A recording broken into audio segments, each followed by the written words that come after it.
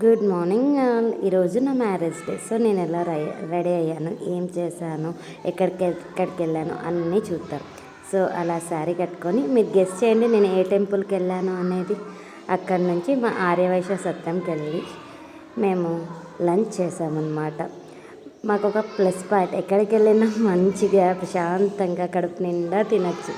మా చిన్నగాడు చూడండి ఎంత బాగా తింటున్నాడో, వాడికి మొబైల్ అలవాటే లేదు. అబ్బా మాకు ఎంత ప్రశాంతంగా ఉంటుందో, పిల్లోడు ఉన్నాడు అన్న టెన్షనే లే.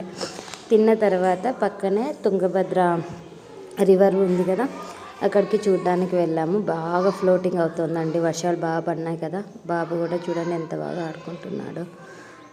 తర్వాత కొన్ని పిక్స్ తీసుకున్నాము. అర్థమైందా? మేము ఎక్కడికి వెళ్ళాము? మంత్రాలయం టెంపుల్కి వెళ్ళాము. యాక్చువల్గా మా ఆడపడుచు వాళ్ళు ఆదోనిలో ఉన్నారు. మ్యారేజ్ డే అక్కడ సెలబ్రేట్ చేసుకుందామని అక్కడి నుంచి దగ్గరని మంత్రాలయంకి వెళ్ళాము. అక్కడ కొన్ని ఇంకా కామన్ కదా, పిక్స్ తీసుకుంటూ ఉన్నాం అందరం కలిసి.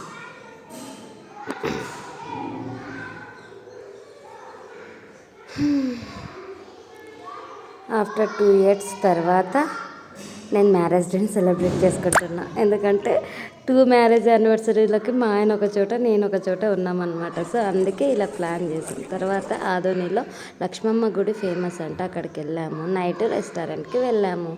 మా గౌతమ్ అన్న తనకి ఈరోజు లీవ్ లేకపోతే ఈవినింగ్ మాతో పాటు రెస్టారెంట్కి పిలుచుకొచ్చాము. ఇంకా కామన్ కదా, స్టార్టర్స్, బిర్యానీ. తర్వాత వాళ్ళకు ఒక నాన్స్, కుల్చా ఆర్డర్ చేసుకున్నారు. కుల్చాలోకి మష్రూమ్ కాజు కర్రీ ఆర్డర్ చేసుకున్నారనమాట. ఇంకా మా డే అలా గడిచిందండి. ఫుల్ హ్యాపీగా స్పెండ్ చేసాము.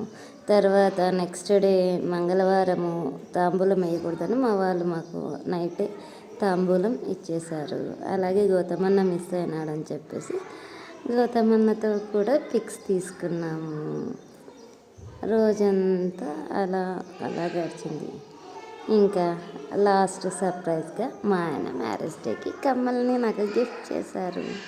ఎలా ఉంది నా marriage day blog? Are you happy?